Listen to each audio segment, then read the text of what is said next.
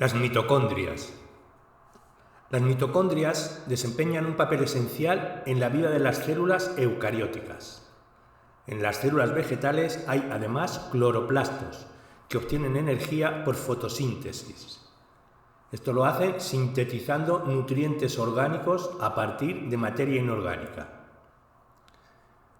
Y porque son las principales responsables de la producción de energía gracias a su capacidad de sintetizar ATP a partir del ácido pirúvico.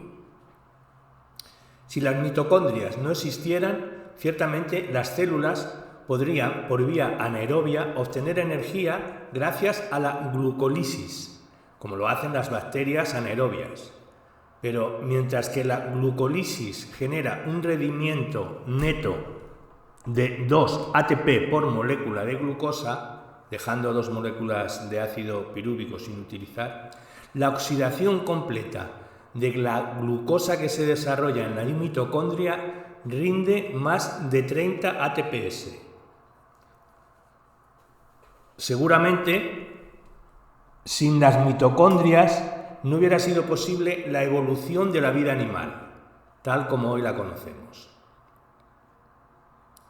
Vamos a describir la estructura mitocondrial y cuál es la función de cada uno de sus elementos, sin entrar en el proceso de respiración celular que se realiza en ellas y cuyo resultado es la producción de ATP.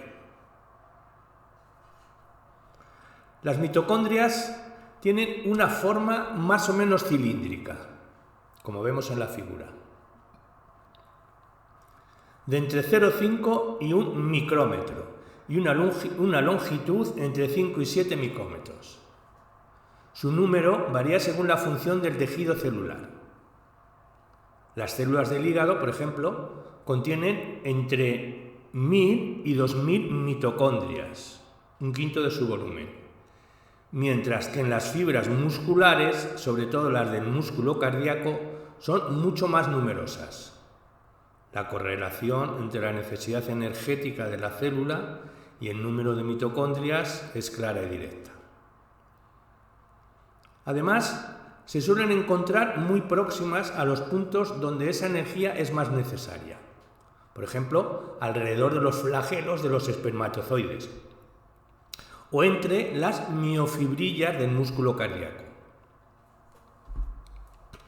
Toda mitocondria está delimitada por una membrana externa que contiene muchas copias de una proteína llamada porina,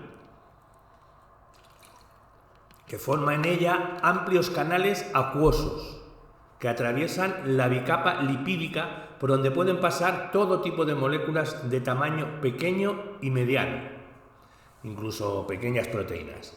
La mayoría de estas moléculas quedan atrapadas entre la membrana externa y la interna, a lo que llamamos el espacio intermembranal.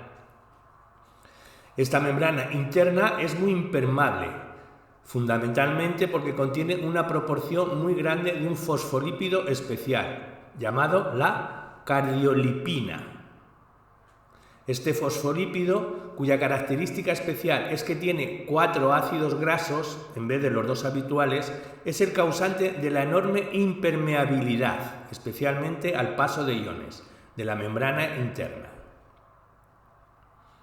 Insertas en ella se encuentran diversas proteínas de transporte, encargadas de introducir en la matriz mitocondrial las moléculas metabolizadas o requeridas por la multitud de enzimas que allí se concentran, entre otras las responsables de la síntesis del acetil-CoA a partir del piruvato y de los ácidos grasos y las encargadas de la oxidación de este acetil-CoA, mediante el ciclo de ácido cítrico o también llamado ciclo de Krebs.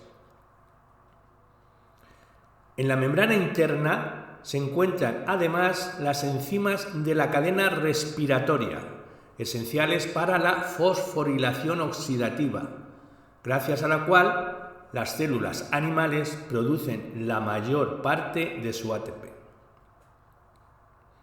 Si algo tienen de especial las mitocondrias y los cloroplastos en cuanto a orgánulos celulares es que contienen ADN y ribosomas distintos de los de la célula donde viven y colaboran.